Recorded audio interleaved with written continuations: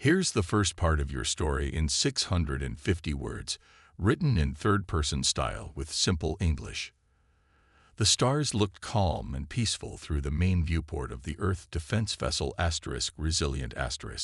Captain Jack Moore stood with his hands clasped behind his back, watching the endless black. His ship patrolled the outer boundary of human space, a routine mission they had done many times before. Another quiet day at the edge of nowhere, Jack muttered to himself. The bridge hummed with the normal sounds of equipment and quiet conversation. Officer Lisa Davis sat at her communication station, monitoring the usual channels. Engineer Tom Wilson checked system reports at his console, while Security Chief Kate Brown reviewed the daily logs. Jack was about to order a course adjustment when a sharp alarm cut through the calm. Red lights flashed across every screen on the bridge. "What's happening?" Jack demanded, instantly alert. Lisa's fingers flew across her console. "Unknown ship detected, sir. It just appeared on our sensors." "Show me," Jack ordered. The main screen changed to show a strange vessel. It didn't look like anything in human records. The ship was smooth and curved, with no visible engines or weapons, glowing with a faint blue light. "That's impossible," Tom said, checking his readings. "It's moving faster than anything we've ever recorded. No ship should be able to move like that." Jack felt a chill run down his spine. First contact. It had to be. Humans had spread through their corner of space for 100 years, but had never met another intelligent species. "Open all communication channels," Jack ordered Lisa. "Send standard greeting package." Lisa nodded and sent the carefully designed first contact messages that included basic math, simple images, and peaceful intentions. Everyone on the bridge held their breath. "No response, Captain," Lisa reported after a minute. She tried again, broadcasting on every frequency. The alien ship continued its approach, moving in a way that seemed to ignore the normal rules of space travel. It changed direction without slowing, accelerated without visible thrust. "Raise shields," Jack ordered. "Prepare defensive systems, but do not target weapons unless I give the order." The crew moved with practiced efficiency. Jack didn't want to fight, but he wouldn't risk his ship or his people. "Sir, the alien vessel is changing course," Kate reported. "It's heading straight for us now." Jack gripped the railing in front of him. "Hold position. Keep trying to communicate." The alien ship grew larger on the screen as it approached. Jack could now see strange patterns etched into its hull, symbols or writing perhaps. It showed no obvious weapons, but that didn't mean they weren't there. "Still no response to our hails," Lisa said, tension clear in her voice. Jack had seconds to make a decision. Run or stand their ground. Show strength or caution. Maintain position, he decided. Let's show them humans don't scare easily. The alien ship suddenly slowed its approach, hovering about a kilometer away from the *Resilient*. "Something's happening," Tom called out. "Energy readings are spiking." Before Jack could respond, the alien ship released a pulse of bright blue energy. It wasn't a beam or a missile, but a wave that expanded outward in all directions.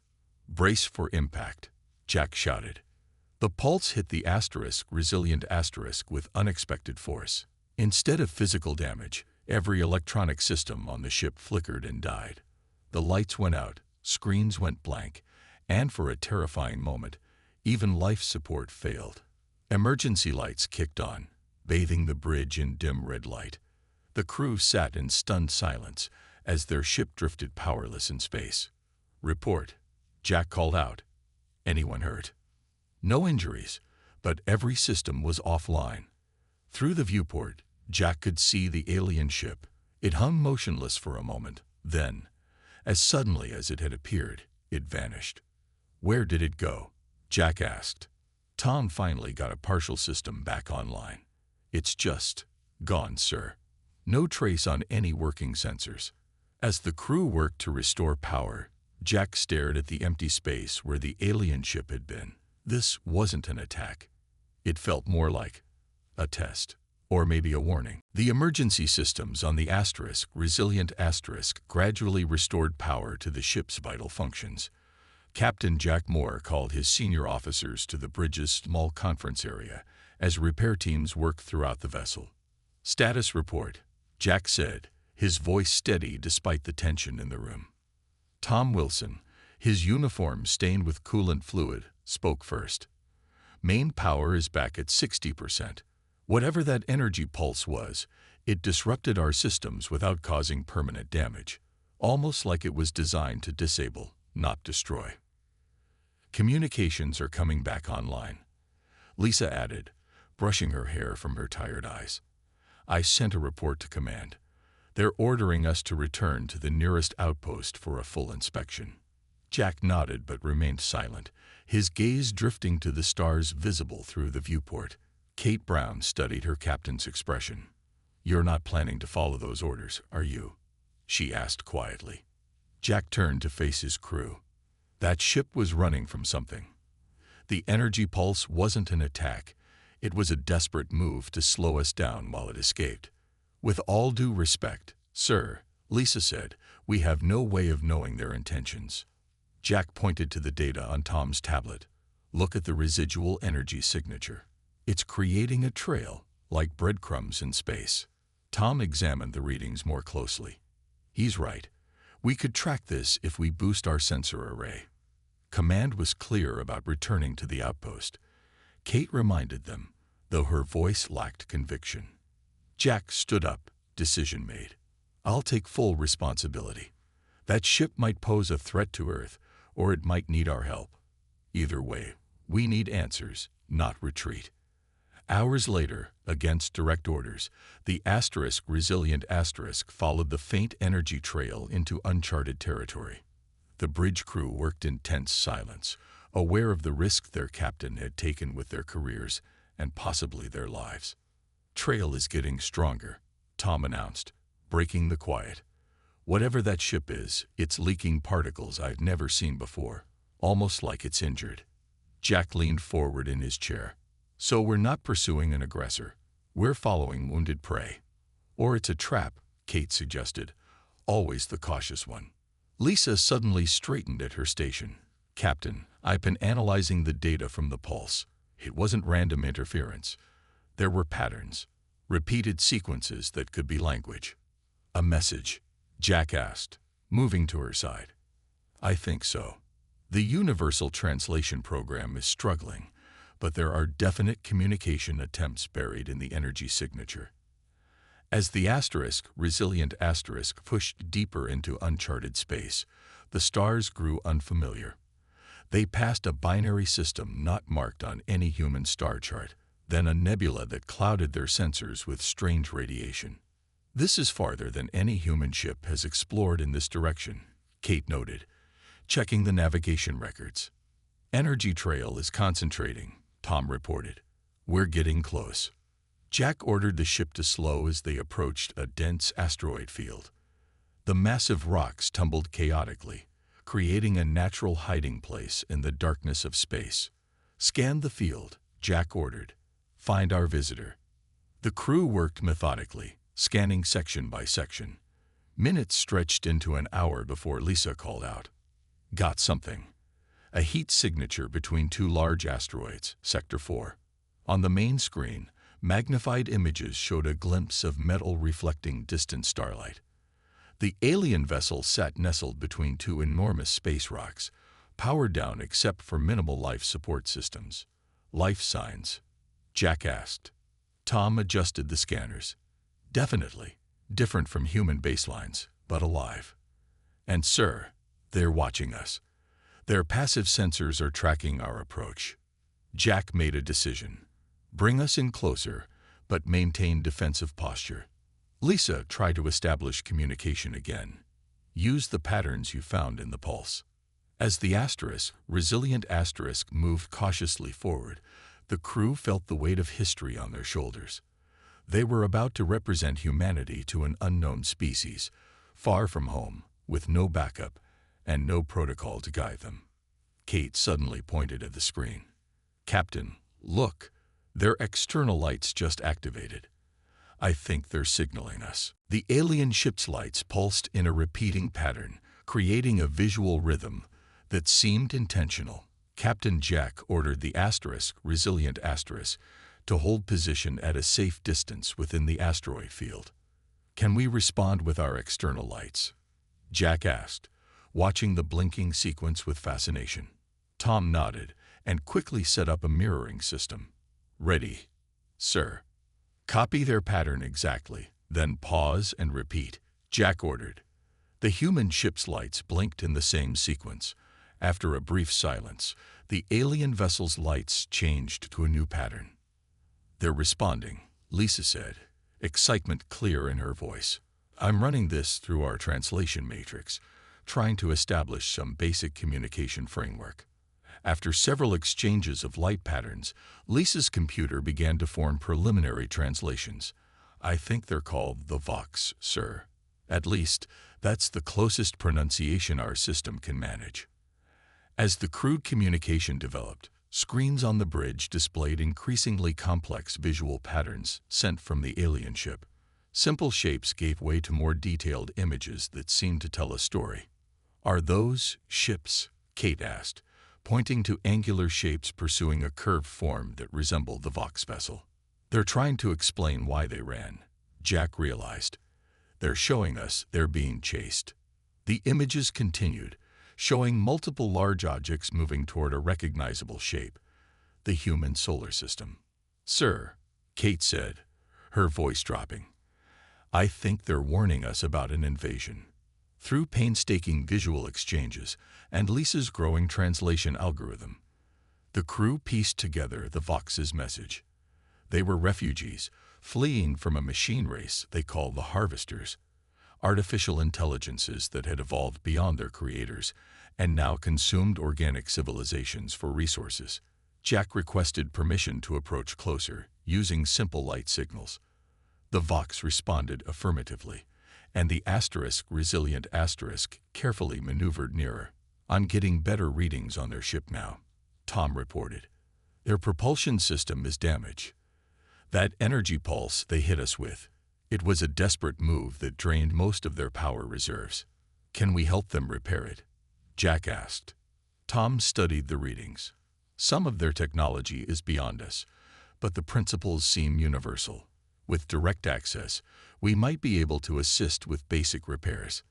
As they discussed options, Lisa's console suddenly flashed with alerts. "Captain, long-range sensors are detecting multiple large objects entering the edge of this sector. The signatures match the images the Vox showed us. The Harvesters." Jack moved quickly to the main viewport, as if he could see the distant threat with his own eyes. "How many?" "At least 5 large vessels," Lisa answered, her face pale. "Moving fast and on a direct course toward human space." Through their primitive communication system, Jack requested a face-to-face meeting with the Vox commander. After a brief delay, the aliens agreed. "Prepare the docking bay," Jack ordered. "Full biological containment protocols, but I want a welcoming appearance. No visible weapons, but security on standby." An hour later, a small shuttle departed the Vox ship and approached the resilient asterisk. The human crew gathered in the docking bay, hearts racing with anticipation and fear. The shuttle door opened with a hiss of equalizing pressure.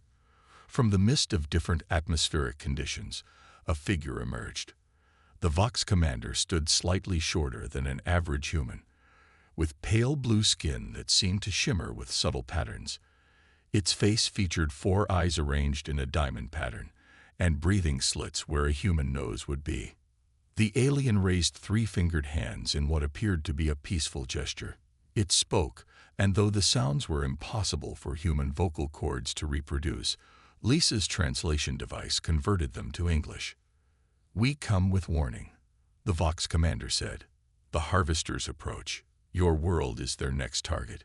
We have little time." Jack stepped forward, representing humanity in this critical moment.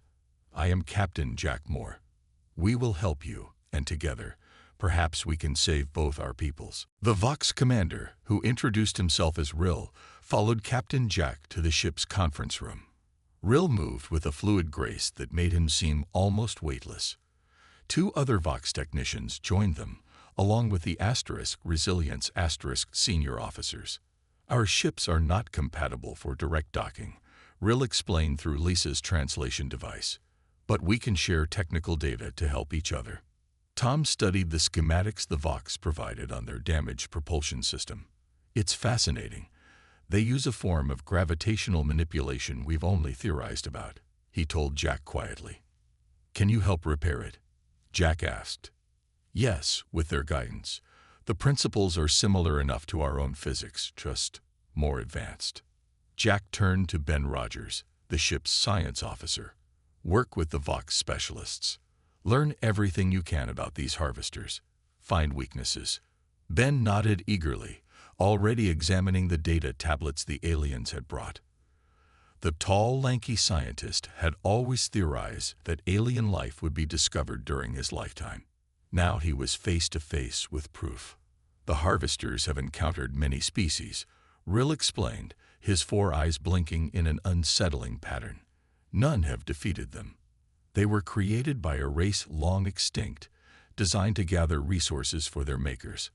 When their creators died, they continued their purpose, but changed the definition of resources to include all aspects of organic life. What do they want with us specifically? Kate asked, always focused on threats. Rill turned his alien gaze to her. Your neural patterns. Human brains are unusual, adaptive, creative in ways we have not seen. The harvesters collect special biological patterns. Your species would be valuable to them. A cold silence fell over the room as they considered the implications. How long do we have before they reach Earth? Jack asked. 3 of your days, perhaps 4. Rill's skin rippled with what might have been emotion. They followed us here. We tried to warn your ship when we first encountered you, but our communication failed. For the next several hours, humans and Vox worked side by side. Tom and the Vox engineers focused on repairing their ship, while Ben analyzed harvester technology with the alien scientists. In the engine room, Tom watched in amazement as a Vox technician manipulated equipment with remarkable precision. Your technology is at least a century beyond ours, he commented. The Vox made a sound that Lisa's translator interpreted as agreement. Yet there are approaches you take that we did not consider. Your solutions are unexpected. Meanwhile, Ben made a discovery in the science lab. Captain, he called over the intercom. The harvesters operate on a shared network. They're individual units but function with a hive mind approach. If we could disrupt their coordination system, Jack immediately saw the potential, like cutting off communication between ships in a fleet. Kate pulled Jack aside while the others worked. Sir, I've been reviewing historical data the Vox provided. Her expression was troubled. There are mentions of Earth in their ancient records. They've known about us for centuries, been watching us. Why wouldn't they mention that? Jack wondered. That's what concerns me, Kate replied. They're hiding something. By the end of their first full day working together, Tom had helped the Vox restore 60% of their propulsion capability, while Ben and the alien scientists had identified potential vulnerabilities in the harvester coordination system. We're developing a virus, Ben explained to Jack. Something that could disrupt their network communication, but we'd need to deploy it directly into their command vessel. Jack looked out the viewport at the distant stars, the direction of Earth. Millions of people who had no idea what was coming. He made his decision. We need to warn Earth and prepare a defense, he said, but we also need a plan to take the fight to them. He turned to Rill. Your ship and mine, working together. Do you think we can reach the harvester command vessel? Rill's skin changed color slightly, darkening around what passed for his face. It would be extremely dangerous, but possibly our only hope. The repaired Vox ship and the Resilient traveled together toward Earth, pushing their engines to maximum speed. With each passing hour, the long-range sensors detected more harvester vessels joining the approaching fleet. We're picking up Earth Defense Force communications, Lisa announced as they neared the outer reaches of the solar system. They've detected the Harvester fleet and are scrambling everything they have. Open a channel to command, Jack ordered. Priority Alpha. The main screen flickered to show Admiral Wilson, a stern-faced man with gray hair who had never been Jack's biggest supporter. His eyes widened at the sight of Rill standing beside the captain. More, what the hell is that beside you? And why aren't you at your assigned patrol sector? Jack spoke clearly and quickly. Sir, this is Commander Rill of the Vox. They're refugees fleeing from the approaching fleet, which they call the Harvesters. The Vox have fought them before and have crucial information that could help us. The Admiral's expression darkened. You brought an unknown alien species directly to Earth without authorization. Have you lost your mind? Sir, with respect, we don't have time for proper protocols. The Harvesters are coming for Earth specifically. They want humans because of our neural patterns. After a heated argument, the Admiral reluctantly agreed to hear their plan. Earth's military was already preparing for battle, but with no experience fighting the Harvesters, they had little hope of success. Jack outlined their strategy. While Earth's fleet engages the Harvesters directly, the Resilient and the Vox ship will slip behind enemy lines. We've developed a virus that can disrupt their coordination network, but it must be deployed directly into their command vessel. As the planning continued, Kate approached Jack privately. Sir, I've confirmed my suspicions. The Vox have had contact with humans before, centuries ago. There are records in their database they try to hide from us. Jack frowned. What kind of contact? They've been guiding us. Subtle interventions in our development. Technological hints left for us to discover. Kate's expression was troubled. I believe they've been grooming humanity for generations, shaping us into the perfect allies against the Harvesters. Jack felt a cold anger build inside him, but pushed it aside. We'll deal with that later. Right now, we need them. The combined human and Vox plan was finalized as the Harvester fleet entered the solar system. Earth deployed its entire defense force, hundreds of ships forming a protective sphere around the planet. The Vox provided technical modifications to strengthen human shields against Harvester weapons. In the Resilience cargo bay, Tom and the Vox engineers prepared the virus delivery system. It's ready, Tom reported. Once we're aboard their command vessel, we'll need to reach their central processing hub and upload this directly. Their systems are heavily isolated, no remote access possible. Ben added, their command ship should be identifiable by its size and position. It'll stay back from the main battle, coordinating the others. As the two small ships prepared to depart, Admiral Wilson gave a final briefing to all Earth forces. This is humanity's most critical hour. We fight not just for our planet, but for our very existence as a species. The enemy seeks to harvest what makes us human. Show them what humanity can do when threatened. Jack sat in his captain's chair, watching the massive Harvester fleet appear on the main screen. Their ships were angular and dark, with pulsing red energy signatures. They moved in perfect, mathematical precision, a machine intelligence with a single purpose. Beside him, Rill observed silently. Jack turned to the alien, his expression hard. After this is over, we're going to have a long conversation about your species' history with mine. Rill's skin rippled in what Jack had come to recognize as acknowledgement. If we survive, Captain, I will tell you everything. All hands, battle stations, Jack announced over the ship-wide comm. We're going in. The battle began with a devastating display of Harvester power.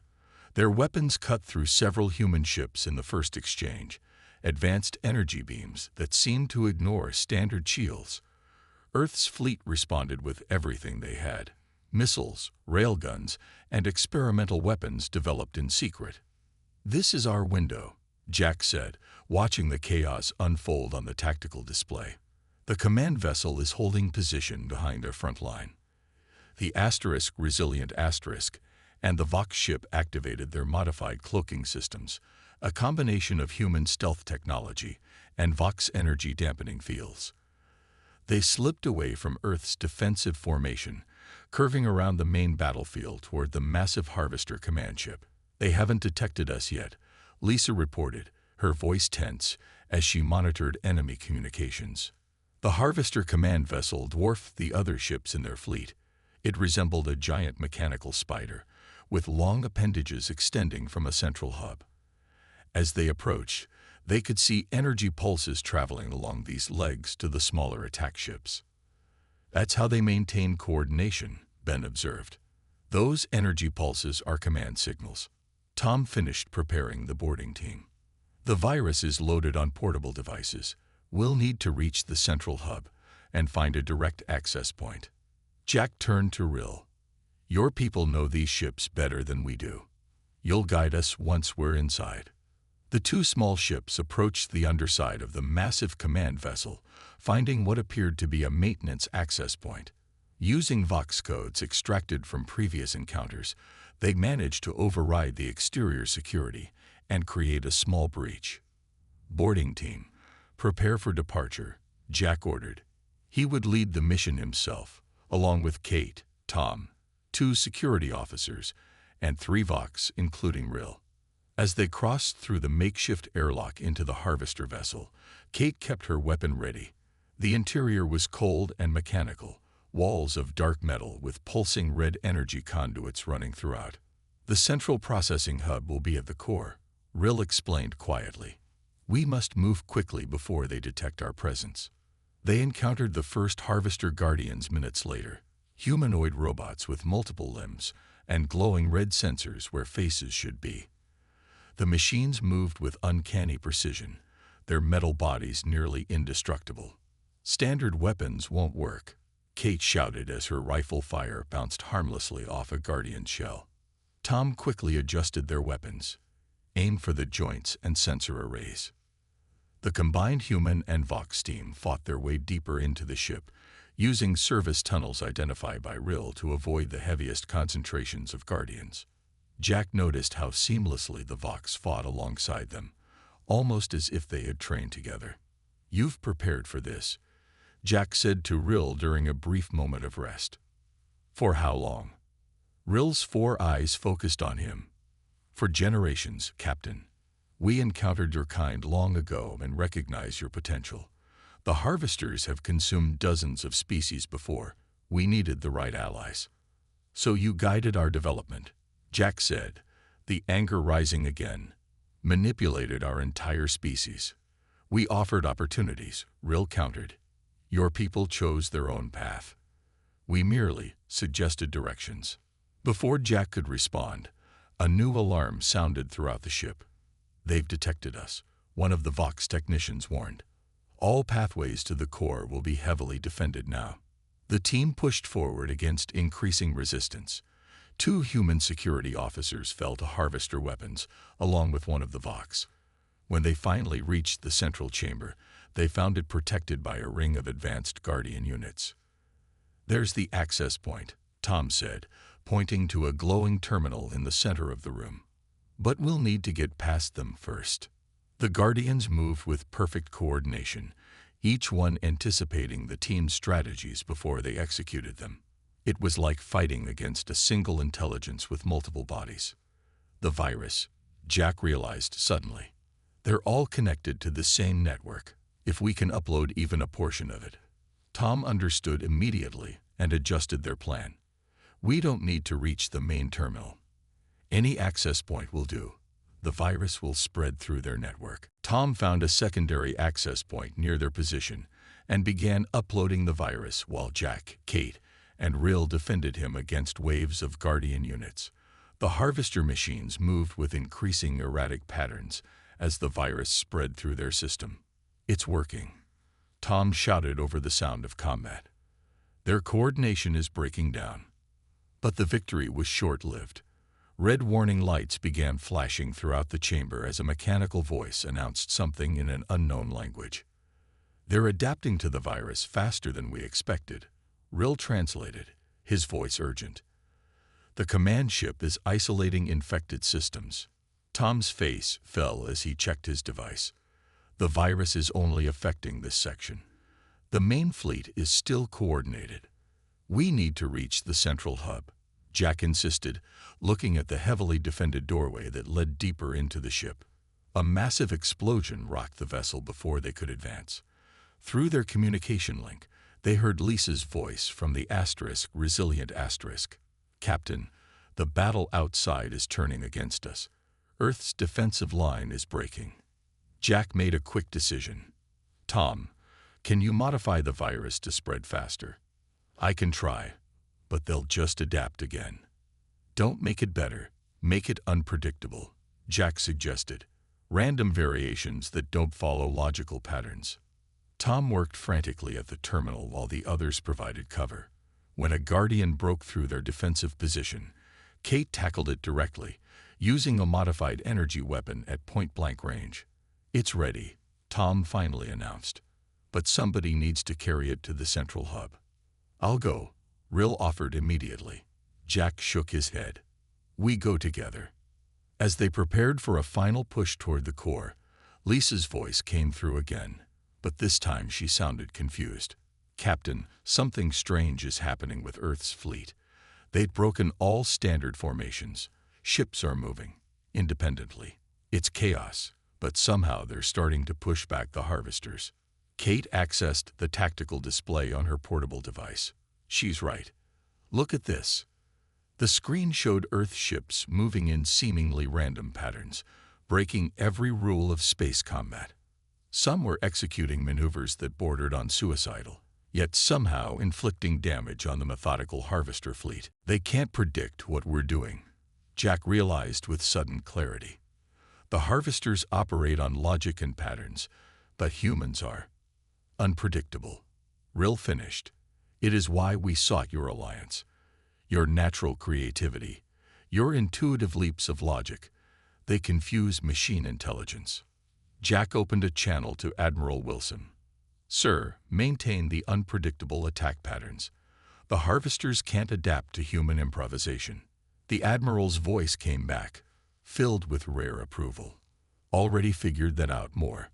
We've told all captains to trust their guts and fight dirty. It's working. Jack turned to his team. New plan. We plant the virus, then get out fast. This ship is going to be their weak point once the virus spreads. They fought their way to the central hub. Tom's modified virus loading successfully before alarms blared throughout the entire vessel. Self-destruct sequence. Rill translated from the mechanical announcements. The command ship is going to sacrifice itself to prevent the virus from spreading further. Back to the ships now, Jack ordered. They ran through corridors filled with malfunctioning Guardians, barely reaching their entry point before massive explosions began tearing through the command vessel. The resilient and Vox ship detached and accelerated away just as the Harvester command ship imploded, creating a shockwave that disabled many nearby enemy vessels. From the bridge of the resilient they watched as Earth's disorganized but effective fleet pressed their advantage. Human captains executed maneuvers that made no logical sense, but proved devastatingly effective against the now confused harvester ships. They're retreating, Lisa announced as the remaining harvester vessels broke formation and disappeared into faster-than-light travel. In the aftermath, as the combined human and Vox ships regrouped around Earth, Jack stood at the main viewport watching his home planet grow larger. Rill approached and stood silently beside him. Your people will want answers about our history together, the alien said finally. Jack nodded. Yes, but they'll also want to discuss our future. He turned to the Vox commander. You needed us to defeat the harvesters, but maybe we need you too. For what purpose, Captain? Jack gestured toward the stars beyond Earth. To help us navigate out there. The universe just got a lot bigger and more dangerous than we ever imagined. But it seems humanity has something special to offer. He extended his hand in the human gesture of partnership, something unpredictably human.